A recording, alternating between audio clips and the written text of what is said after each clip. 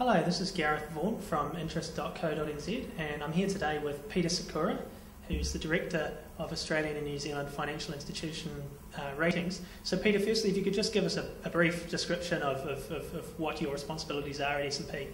Certainly, Gareth. My role at Standard & Poor's is I've got analytical oversight for all of our non-bank deposit taker ratings in Australia and New Zealand.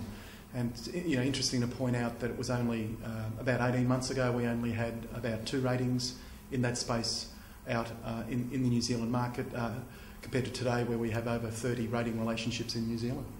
So you're based in Melbourne. Obviously you're covering a lot of New Zealand companies. How big is your team and how much time do you spend on the ground in New Zealand, and I guess how much of your time is actually spent looking at these New Zealand companies? Yeah, no, look, we spend quite a bit of time here.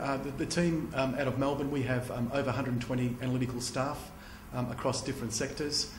In terms of our oversight of the New Zealand market, well, personally I'm here for about a week every month. There has been some commentary and interest in whether we've got an office here in New Zealand. Our position is pretty simple. It's to the extent that we can continue to serve the market adequately, we'll continue to do so the way we are, and at that point where we feel we need to establish a local presence, we'll do so. But I think that it's fair to say that an office in New Zealand's not too far away at some stage, given the amount of work we do here. Just as an example, maybe last year we made over 100 visits to New Zealand, analytical visits.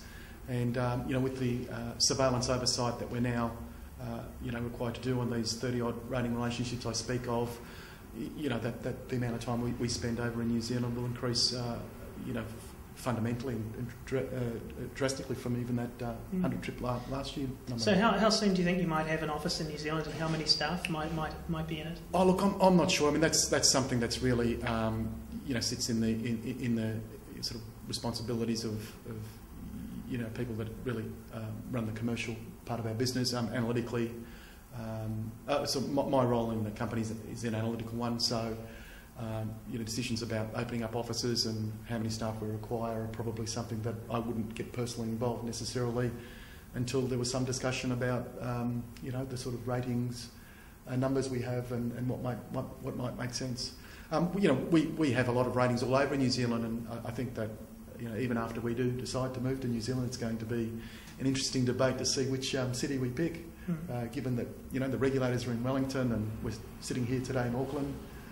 So that, there's still some thinking to be had before any move on that front.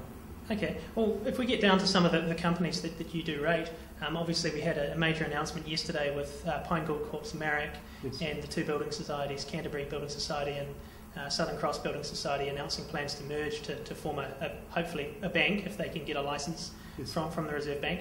Part of the requirements for that is to get a investment grade credit rating, which, yes, none of them currently have. Yes. What do you think their prospects are of doing that? Yeah, look, it's a really interesting set of events. The announcement yesterday, I think if you sort of look at the facts, there's 2 BB plus rated entities and 1 BB rated entity. You bring those entities together and it creates a larger entity, more diverse, larger absolute capital base. These are facts that fundamentally, are positive. The extent to which we can really factor that into, a rating for a consolidated group is really about the detail. It's really about, us getting to a point where we can assess the integration risks, where some of the detail and exactly what makes it in and in what structure and how it's managed, all going to be very important for any final rating determination. But look, fundamentally, I think if you look at some of the facts about what the consolidated group looks like, there would be other entities with those characteristics that are investment grade. So, it's certainly going to be, where the analytical discussion will be, I think, on a merged entity. Critical to that also, I guess, is understanding fully the extent to which some of the commercial property exposures that still sit in Marrick, how much of that makes it across, if any.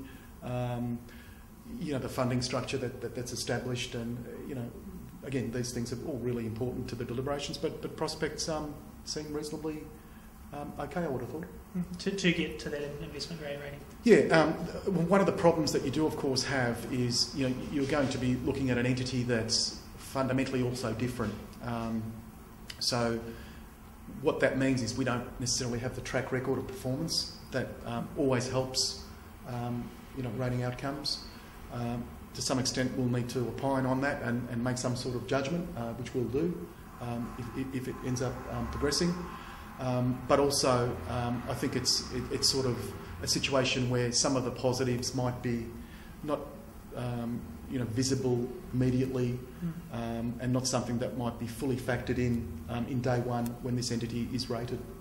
Okay. Another one of the hot topics in New Zealand at the moment, which you'll be very familiar with, is South Canterbury Finance. Yes. Obviously, Standard & Poor's downgraded South Canterbury last Friday from the double B rating they had, I think, one notch. Yes.